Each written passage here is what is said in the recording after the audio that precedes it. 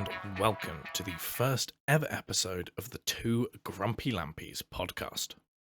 A podcast where I, Sam Parry, and my co-host Matthew Dunford discuss all things live event production. For our first episode, we decided to tackle virtual gigs, the concept that's sprung up across the internet due to the lockdown measures imposed to combat COVID-19. Join us for the next hour or so as we explore the complexities, the freedom, and the challenges that this new medium presents to the entertainment industry. In that case, shall we dive into this wonderful world of almost seemingly overnight has come about from nowhere, this whole realm of virtual digital gigs that has sprung up in the wake of everybody being on lockdown?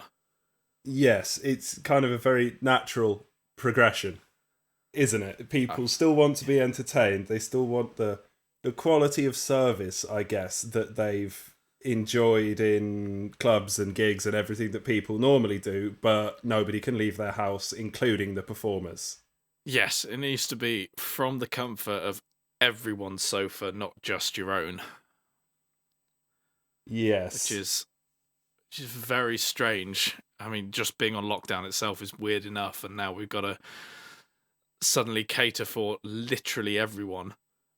Yeah, well, it strikes me that now more than ever, the entertainment industry is incredibly important because people need to be entertained. They're on their own. They're in their homes. They're going to go mad if... Can we swear? I mean, What's What's break. What's the rule on swearing? I can beep it out. That's the point, because I have to try and stop myself swearing. So, no, I'm quite good at it now, but I'm totally happy to go full ham and I'll just beep out whatever needs beeping out. Yeah, I'll just swear like a fucking docker and then you can do whatever work you have to afterwards. Just a sea of white noise. Yeah, sounds good. But yeah, as I was saying, the entertainment industry is more important now than ever because otherwise people are going to go mad. There's only so many reruns of Peep Show you can watch on Netflix before your brain melts. I feel like my brain almost has melted. Yeah, if I hadn't been the last few days, if I hadn't been working on these live show ideas and things, then I think mine probably would have as well. Yeah, I mean, an industry like ours where none of us are ever at home, ever, and now suddenly being trapped in your own house with very, very little on, it some kind of creative outlet is pretty damn necessary. Yes, you need not only something to pass the time, but something to get the things that are in your head out of your head. Otherwise, they all just compound, and you end up a quivering wreck. Oh God, yeah. I'm not far from a quivering wreck at this point. The amount of tutorial live streams I've sat in on and looked through and commented on, it's like being in my own personal beautiful purgatory. Is beautiful the right word there? I'm not sure. I'll find out in about a week. I don't think anyone's ever described purgatory as beautiful before. Very, very true.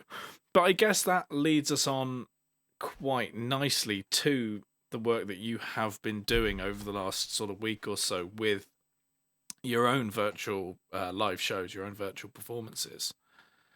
Yeah, so to basically sum up what I've been doing, I've been working with a good friend of mine, Freddie Venediger, aka Gorilla Man, who is a Lampy and a DJ. And we've collaborated to produce some live streams on Facebook and Twitch with a live DJ keyed into a virtual light show. Yeah, which is one of the first I've actually seen even attempt that sort of thing. Yeah, I haven't seen it anywhere else before. I mean, I'm not going to say we are the first, but we're the first that I've seen or even been aware of at this point. Yeah, I guess it's a kind of almost abstract way of doing it when you look at it from the public eye, but when you look at it from sort of our perspective, where we live in that previous NDI streaming kind of world, it kind of makes sense. Yeah, I mean, it's something that I do for every big show that I work on. That level of previs, operating the rig before the show, all in 3D CAD, just to make sure the Yeah. concept works before we commit time and resources to putting the lights in the sky. But actually bringing that element of it into the public eye as a performance in and of itself is strange and new, but also seems kind of valid. It's the same skills that we're displaying and the same art that we're putting forward. It's just presented in a different way. Yeah, it's quite a natural progression, or even maybe regression in some ways, from that point of a live performance to just bring it back within that world that we spend so much time in beforehand. We're just taking that element and placing it in sort of, not, I don't say as a replacement to, but as an alternative method to delivering that same performance. Yeah, it's an alternative for sure. It's a product of the times, but I don't know whether after this is all over, it could still continue to be an art form in its own right, because obviously working in a virtual world gives you an awful lot more flexibility than you have with a real rig. You don't have to obey the laws of gravity. Your lights don't have to be on trusses. You don't have to play on the planet Earth. You know, you can do a gig on the you can do a gig on the moon. Seat. Absolutely. Oh So, God, when Google Earth gets involved. Oh yeah. So I think it can give lighting designers and production designers an incredible amount of creative freedom to play with that. You're stripping back all the rules. Yeah, it's sort of suspending your disbelief in almost in a real world sense, outside of the movies and outside of what I guess we consider to be that normal level of, oh my God, look at what's going on here. We can take that and go, right, here's a performer. They're stood on a green screen and we're going to make the world around them happen. Yeah, so you use the music they're playing, the sounds that they're making, the message they're trying to impart can inform the entire environment rather than just the elements of production you put in. Every single facet of what your audience is seeing can be controlled and can be manipulated in real time. Yeah. And I guess that's going to, I suppose, not even just for us as Lampies, that's going to lead to some real potential innovation with things like an expansion in things like CAD, expansion in that video control, that 3D control of an environment. I guess you can almost end up having not just a lighting operator and an audio guy and a video guy. Like, it's almost going to be a universe guy. There's going to be a world person, a world to develop operator. that sort of thing. A world operator. God, what a job title. Yeah, I can totally see that. But you know, even with the technology we're using for these very basic first experiments we've done, I could literally put the sun on a fader. That's every lampy and definitely every gaffer's dream, to put the sun on a fader. Yeah, bring it down 10%. You know, make him spin round and round really fast. Oh yeah, my festival's a bit wet this morning. I'll just turn the sun up a little bit. It'll dry out in no time. You know what? Let's make it green. Green sun. Oh, yeah. No, green is not a creative colour. Green sun. That's a very interesting prospect. Yeah, but that's the sort of prospect that we can experiment with in this world. Yeah, and I mean, for you, having had a sort of a small dabble into that world recently, for you, has that been kind of freeing? Has it been a real smooth, easy integration to just sort of go, right, I can now do that sort of part of a production I was doing in the real world? I've now got so much more expansion over that, and I've now got all this ability. Did it do that sort of option paralysis thing to you, or did it kind of go, this is quite natural, this is quite easy, all the software's there to flow with me and do the things I want it to do? I would say equal parts, exactly as you phrase very well as option paralysis. It's like almost any creative thing in the digital world where you suddenly you can do literally anything. You're not limited by your hardware or or any physical limitations. You can do whatever you want, and I often find that artistic output needs limitations to save you going completely mad. You need to channel your focus, but equally, the freedom that it gives you is excellent as well. I could do things with it that I could never do in a real show. And I mean, the first things I noticed aren't even like world changing. It's just the fact that my moving lights take 0 time to go from point A to point B if I want to. I could create keyframe shapes that would be completely impossible in the real world, because I could have lights turn on, move to a position, turn off, and then immediately be back at the start. There's none of that head sweeping down delay that you get. And I mean, as moving lights get faster in the real world, obviously that's becoming less of a problem. It's not like the days of waiting 5 seconds for your Mac 2000 to do its tilt cycle. But even with quick new lights, you've still got that delay. And doing away with that does give you a whole world of new possibilities. Yeah, I guess you can look at that really from an entirely creative standpoint, and almost treat your virtual rig like an entirely new element of fixture control, because of that there's no motors, there's no wheels to change. It's all throw it in and put it where you want it and make it do exactly what you ask.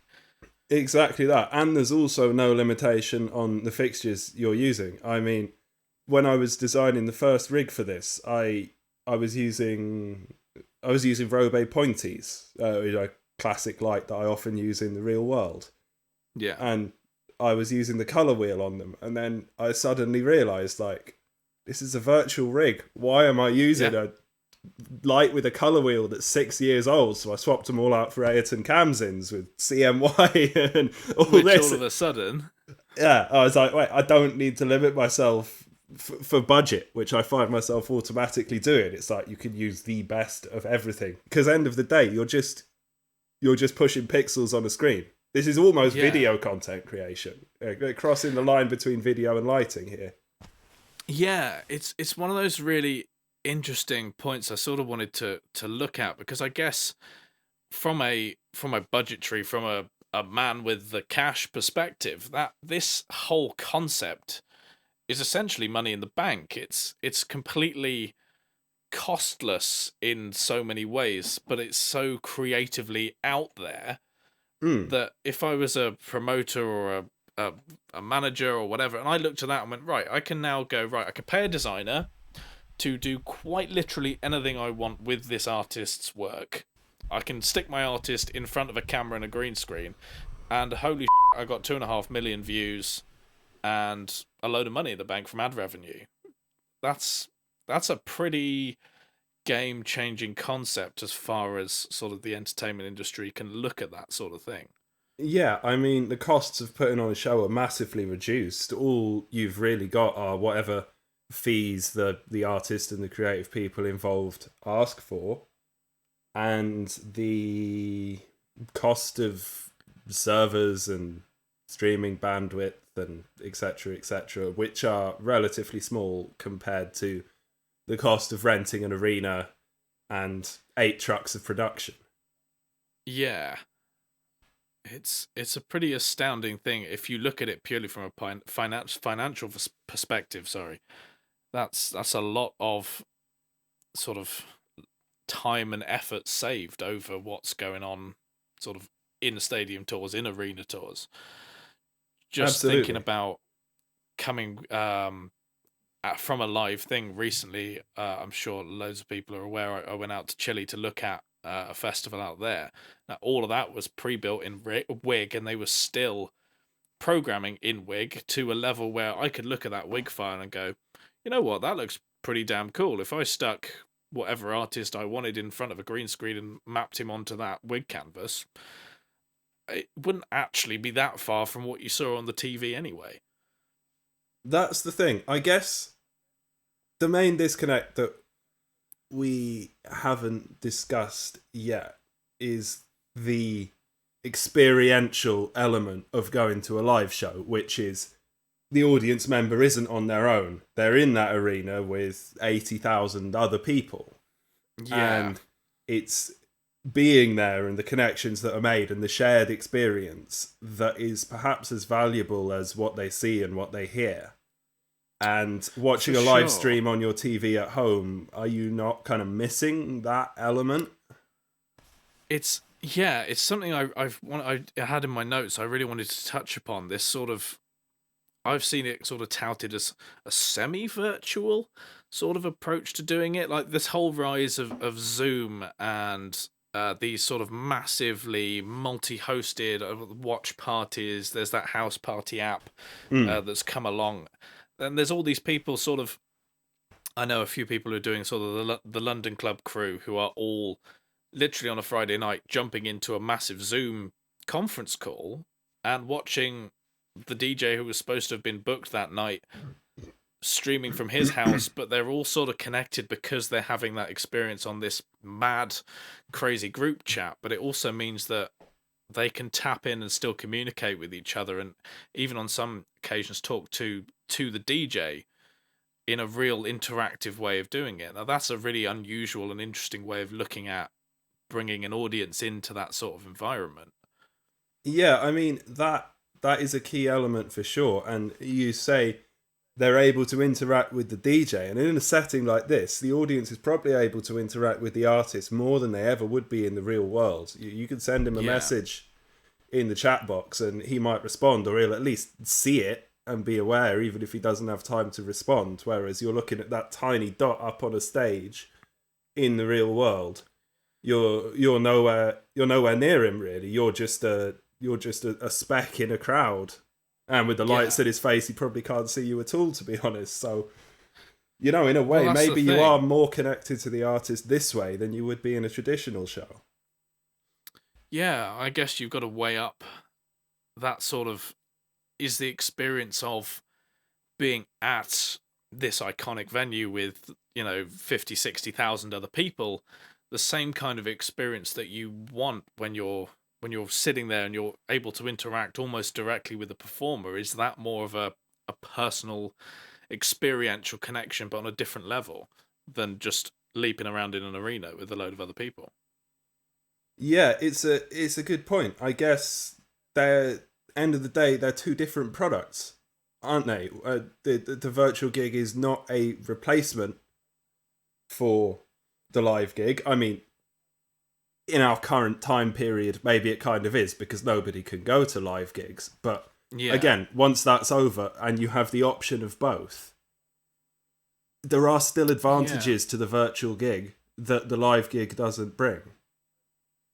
For sure. Yeah. I mean, I've seen that sort of hybrid approach as well, where a couple of people who've still until very recently had access to a section of a venue or have had a decent ability to set something up at home, and they've kind of done that sort of bridge in between the two where they've got something like at Avalites, we have the Synergy demo room where we've got a whole load of LED panels and a whole load of fixtures, and there's space to stick an artist in front of that, where we could then stick a camera there and go, right, this is the artist performing in a real environment, but the people are sort of separated out, sort of taking that complete creative chaos theory that we have with an entirely virtual rig like yours and bringing it back into the real world just a little bit, but maybe not with a touring production, maybe just with a static one-off.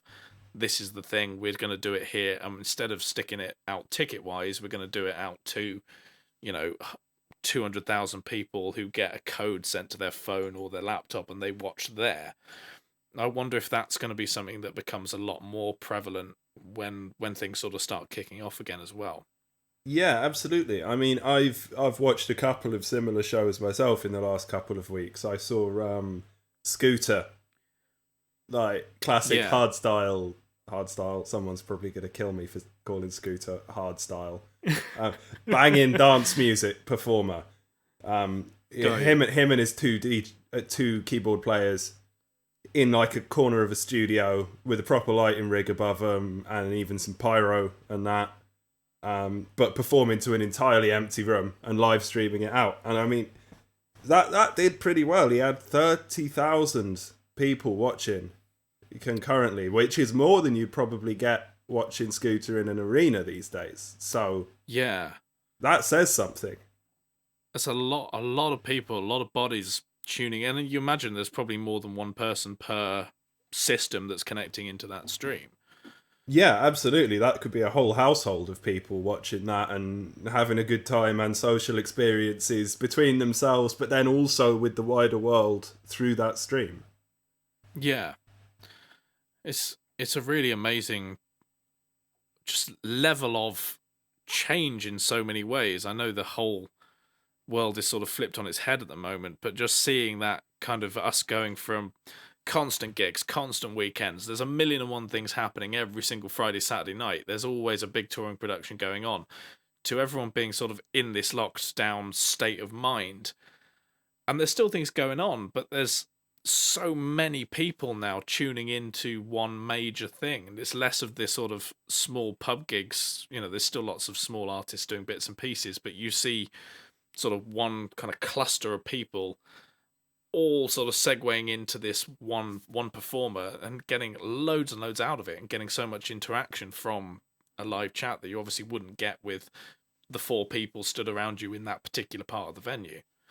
Absolutely. I mean, I think a big part of that is the travel thing, because obviously if you're doing a gig in the real world, you have to do it somewhere on the real world, and then there's a certain radius that people are going to come to that show from. You do a gig in a big artist does a gig in London. A few people might come from Australia, the mega fans, and a few more people might come from Scotland.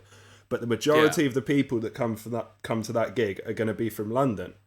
Whereas you live stream a gig, there's absolutely no physical requirement to be anywhere near that artist. You can tune in from any part of the world as long as you have an internet connection, which thankfully most of us do these days.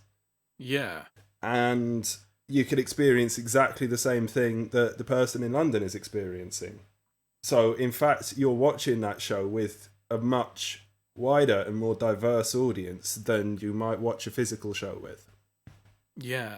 I mean, that to me is really quite mind-blowing. It's taken an isolated state of the world and actually almost made it more interactive and more social through the fact that we can now communicate with people who are watching the same thing who are 200,000 miles away. That's amazing. Yeah, it's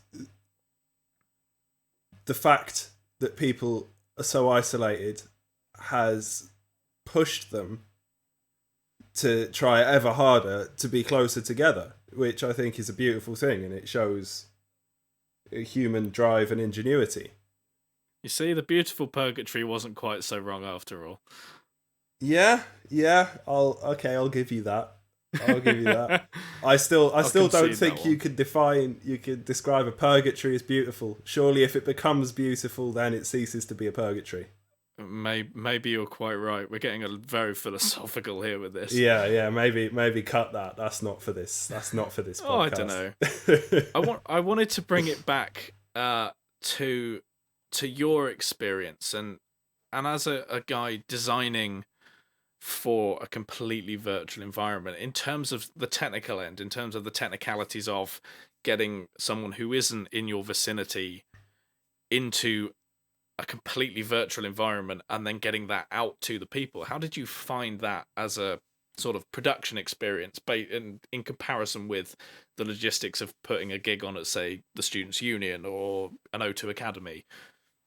It was challenging in a completely different way compared to a physical gig. There was a lot less lifting of things and directing of crew and lights not working, and I mean, that's always great. Yeah, your fault level's going to be right down there. It's a good start, yeah. But the two main issues that I would say I faced were timing and synchronization and bandwidth. Yeah. Because there's quite a lot that comes into it when your performer is not in the same building as you. You have to receive their video and their audio streams. You've got to generate your own video stream for the production content, whatever that may be. And then you've got Yeah. to marry all of that up so it's bang on beat.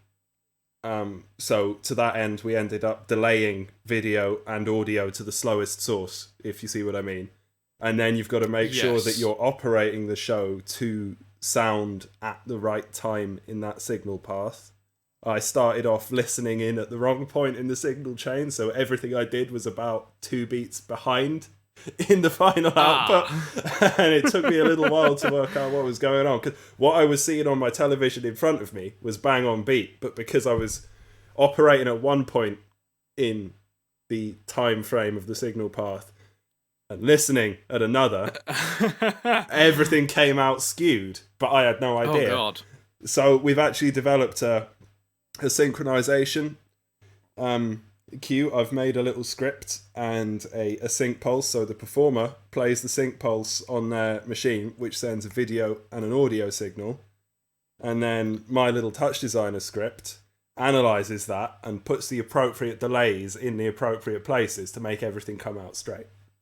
Interesting. That's a really unusual development. I guess something that is really going to have to be considered the more and more this sort of structure and environment develops. Yeah, getting that whole lot completely synchronized together was something I did want to bring up. That, and as you mentioned, the bandwidth element of things, because I think that may be one of the things that might hold this whole system back somewhat at the moment, at least in the UK.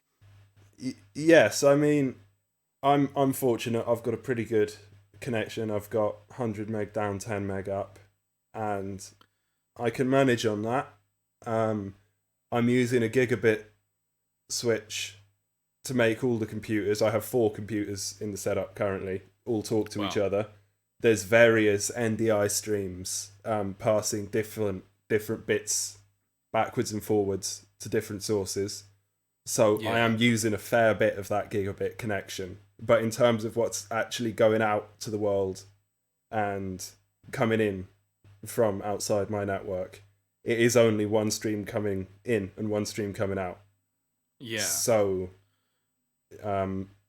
my connection is more than capable of handling that.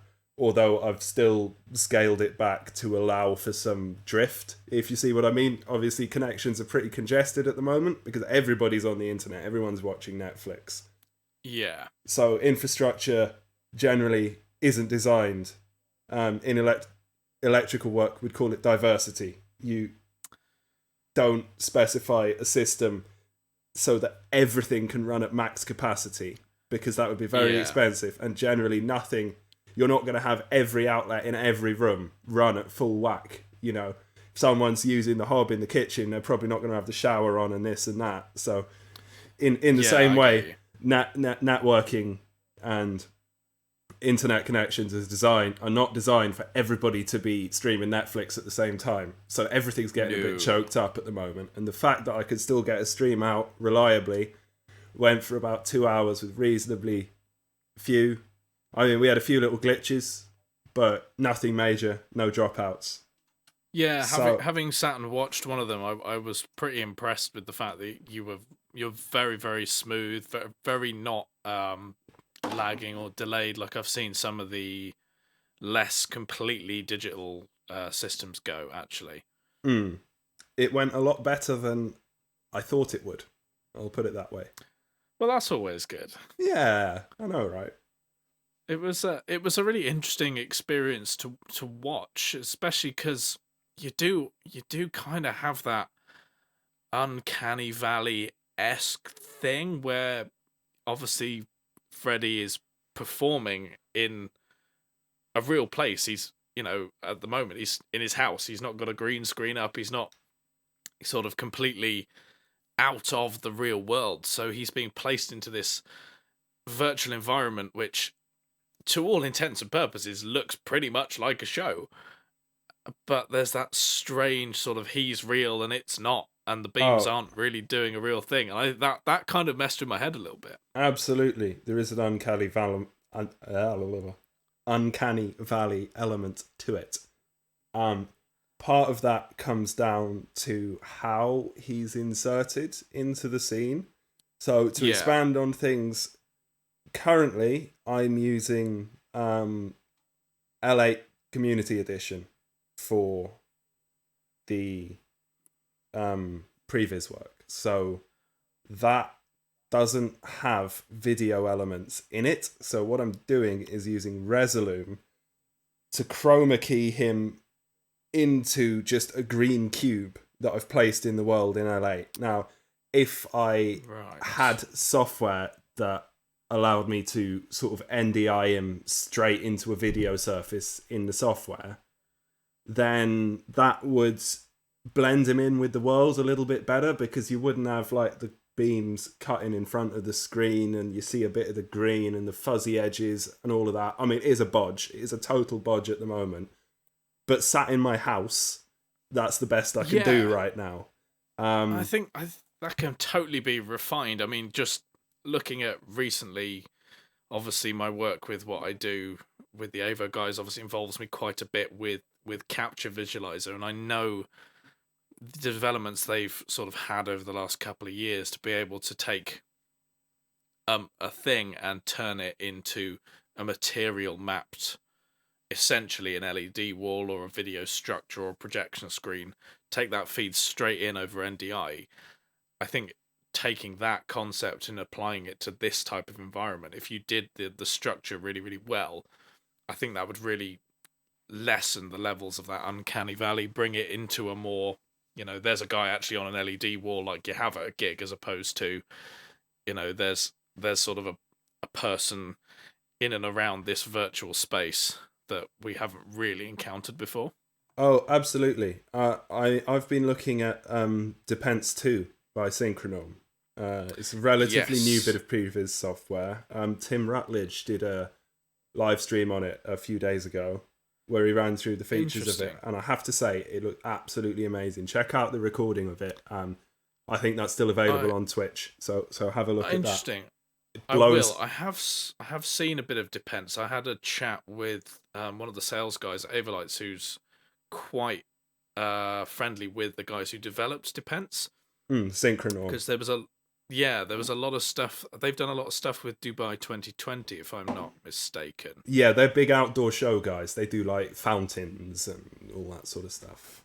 And that is an incredibly realistic looking piece of simulation software. I have to say, it blows every piece of previs software I've ever used, and I've used most of them at this point, out of the water. No competition. Yeah. It's amazing. It's like comparing 4K video to PAL. It's a different world. Yes. So I think that will be a way I'll move in the future. But for now, I'm stuck with L8 and a green screen, and it's working pretty well. People are entertained. Absolutely. I mean, there is absolutely no fault there. It's smashed it out of the park, especially compared with a lot of these sort of, guys stood at home with an LED power can behind him streams, which admittedly, get lots and lots of people watching, but it's not quite the same experience or environment that creating a completely, as you say, world design level of show around this sort of performance is going to give you. So I would say that those sort of streams, people aren't really watching them, they're listening to them. I don't sit there and stare at a DJ on my screen for 2 hours. I love live stream DJs, and I love all the boiler rooms and all that sort of thing. But I don't sit there and watch a boiler room for 2 hours. I put it on like I'd put Spotify on, and I go and do other things. The only ones I might watch are like the Circler. I don't know if you ever watched their stuff, but they put their DJs in like the Palace of Versailles or the Colosseum in Rome and do huge drone shots and all that. So they're adding a visual element there. So that's what we're doing, but virtually. So we're taking a DJ just playing in his house, great to listen to, not so much to look at. And then we're adding a visual layer on top, so it becomes a full audio visual entertainment experience rather than just the radio.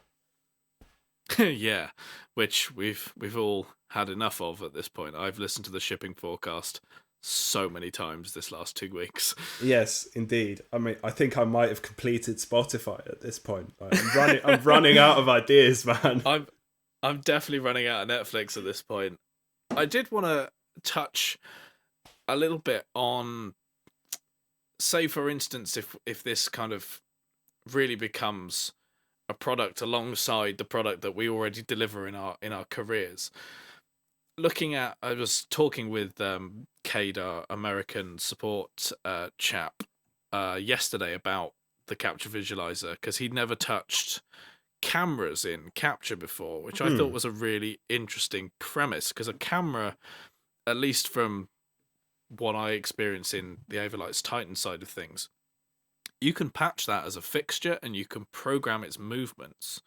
So if, for instance, you wanted to put together a pre-timed, a pre-coded, a time-coded show element, you can also program in those kind of camera moves. Now that's a really extra cinematic dynamic way of delivering on, as you say, that added visual element, being able to move through that incredible world that you can then build in capture, in wig, in Depends, in L8, as you've been doing, and build that all together. So it's almost like watching a DVD performance or a recorded live show. I don't know what you think about that in terms of a complete package, let's say. Oh, absolutely. It's something I've been looking into. I mean, I did feel that the show is lacking in dynamic elements in the first ones we've done, because it is just flat on. There's no camera movements or anything. But again, in L8 you can patch and move a camera. So that's totally something that's possible. The way I'm doing it at the moment, I can't get too extreme with that, because otherwise I'll lose the chroma key. I can't move it too fast or too weird or go at extreme angles, you know. And again, you can't like shoot from side of stage unless you have a. At the end of the day, even if we're putting the artist on an LED screen, we've still got them on a two-dimensional object. So if you go too far left or too far right, you'll start seeing them from the side and you won't get real perspective. You know, they'll just... they'll stretch. And I mean, there would be ways around that. You could take their face and put them in front of an IR camera and then map them onto a 3D mannequin and then rig that and animate it with the input from their IR camera and all that, and actually have them as a moving model in 3D space. That is definitely possible. I don't know how to do it. I'm sure someone does. If you know how to do that, talk to me. Yeah, I mean, Pixar and Naughty Dog game development could totally add that to their arsenal. Yeah, and I mean, then we're kind of getting into the area of like VR gigs and things like that. Yeah. Everybody pops their Oculus Rift on and they can move in the venue and interact with each other and see the stage from different angles. And the performer is there as a 3D model.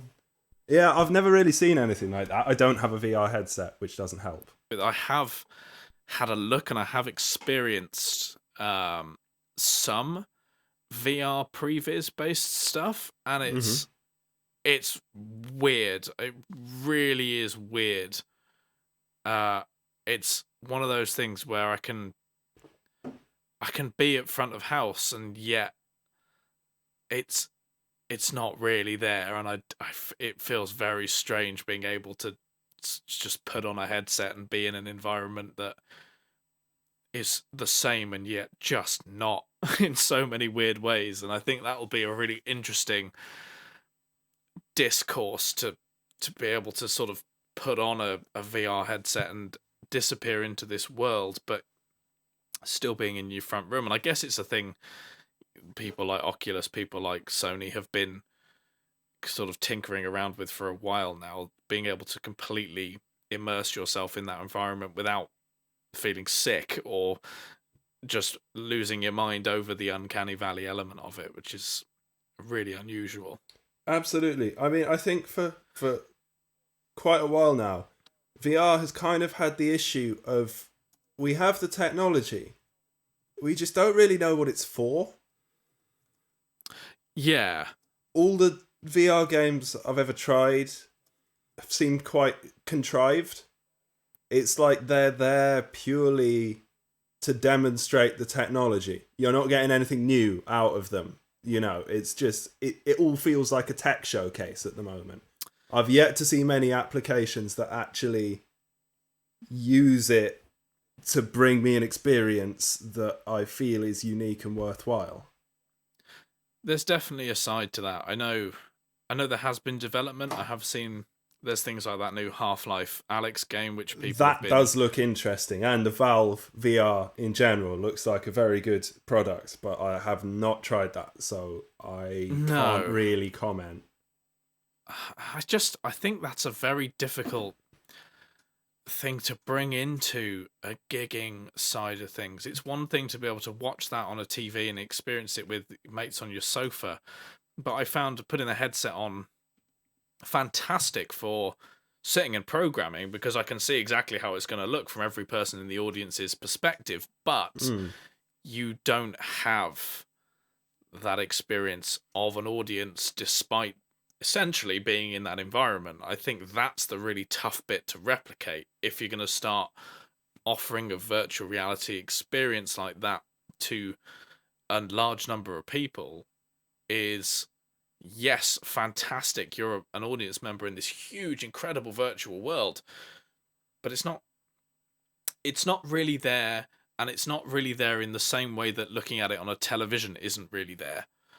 Yeah, but it's almost more noticeable because you're wearing a giant uncomfortable headset, which makes it very difficult to still be in the real world or still interact with people around you, and it all just gets a bit messy. And secondly, the amount of people that have a VR headset compared to the amount of people that have a television is orders of magnitude smaller. So Absolutely. your VR show is never going to have the same pull that a straight up programmed show live streamed on a television will have. Yeah. And I guess, I mean, if we're aiming for the sort of hour mark, that sort of brings us kind of almost round to what I really wanted to kind of close out with, which was, in this sort of age that we're living in now, do you think we're going to see this sort of technology, this sort of embracing of the virtual world, even if we talk about virtual reality, but also the streaming platform, the completely digitized, world-bending performances? Do you think after we come out of this, I know we've discussed it a little bit, do you think after this is all over and done with, it's going to have a real viable place in the market still? Is the live concert going to come back and everyone's going to kind of go, well, that's exactly how it was before, and we're going to carry on with only things like Glastonbury being just broadcast on television in the same way that they have been for years and years and years? Or do you think there's going to be a sort of side to the market where there are going to be speciality digital platform creatives, digital designers, virtual reality constructors of a performance for an artist? Do you think that's going to have a place when the world sort of rights itself and we are all able to go outside again? I mean, I think things certainly have the potential to go that way, and a lot of it comes down to how far the concept progresses in the time when people can't go to live gigs. I mean, if nobody bothers with it now, it's going to take a long time to come. But if people start pushing it, people start playing with it, people try to work out if it is viable in this opportunity we have now, then maybe it will continue as a sideline after we're all out of lockdown. Because, I mean, it's going to be a lot cheaper for people to experience a virtual gig than it is for them to go to a real one. You can pay £100 for a standing ticket at Wembley Stadium.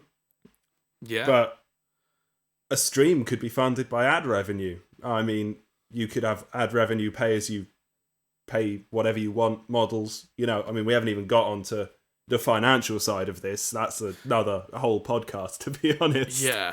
But yeah, that's a lot to talk about. I think financial and copyright are both things that we would need to talk a lot about in this area, because they are minefields, and perhaps that's something we could talk about more in future. But I think so, yeah. That aside, is a lot cheaper for a person to experience a live, to experience a virtual gig than it is for them to experience a real one. And you could still go to some virtual gigs, absolutely. But when you're at home with nothing to do on a Saturday night and you notice that your favourite artist is doing a virtual gig, people will tune in, I think. It's better than watching a recording of their show from 2014, you know? I think there's a real market for that sort of thing. I think it's going to take companies who are sort of already in that upper echelons of streaming services already, places like YouTube, places like Spotify, if they start offering that as an option, an artist puts their record out on Spotify, they announce a tour, but before they start the tour, Spotify puts them on in a virtual environment or somewhere like the YouTube creator space, hire the LD for that tour to design something bespoke for a one-off big streaming production, let's say, and Yeah, something people are that's then able to tune in that way. something that's informed by the themes and production of the show and might share some of the video content and some of the concepts, but can expand out from the limitations of that show in a way that you never could in the real world. Yeah. And everybody that goes to see the show in real life could also watch the virtual show. Absolutely. It's not an either or. It's almost a ticket seller in some ways. It's a 2-for-1. Yeah. Yeah. I mean, just looking at the incredible work that went out on the Scripps tour very recently with the absolutely stunning graphical detail that was designed with Jamie and Annalisa that throughout they had the sun and the moon sitting above the audience's head. Now you take that concept and you throw that into, as you say, a completely virtual world where we can turn the sun on and off. Yeah, and you have the actual sun and the actual moon up there, and they can move and they can strobe. And no, you're still taking that incredible live concept and you're throwing it out in a different creative element that I think actually will appeal to a large amount of people. People like us, people like, well, just people who are interested in VR in general, in virtual performance and reality in general. It's a really different experience, I think, if we look at it from that perspective, to almost bring people towards that live element, towards a live show, but in an environment that could never be replicated in the real world. Yeah, hyper reality. Hyper reality. It feels like that's what we're living in. Yeah, it does a bit, doesn't it? A brutal hyper reality. But it's going to be really interesting to see what happens when everybody sort of comes back and starts working and gigs that have all been postponed, kick off again, because there's going to be so much of that happening. It'll be interesting to see what survives, whether the cacophony that is going to be brought on by live performance coming back is sort of going to drown this out, or whether we're going to be in this sort of state for long enough that it becomes part of the status quo. I think it will initially drown it out. I mean, we have no idea what's going to happen. We have no idea how long we're going to be in this state. But I am sure the day we are out of lockdown is going to be carnage. Every single person in the world is going to be out partying. And it's going to be a mess. And that's going to carry on for a while. But when that dies down, I imagine that the technologies we've built and the new experiences that we've brought to the table during this time, that are in fact products of this time, might still have a hold in people's minds. And once everything's actually got back to normal, not the massive rebound in the other direction that we're clearly going to see once this is over, once things have got back to the actual centre line, then I think this is a viable technology that people could actually enjoy. And they'll enjoy it in a different way to how they enjoy a live gig. And they'll enjoy it in a different way to how they enjoy watching a DJ on YouTube. It's a new product. Yeah. It's a thing in and of itself. And it remains to be seen how popular and effective it will be. But I think it's worth doing that exploration.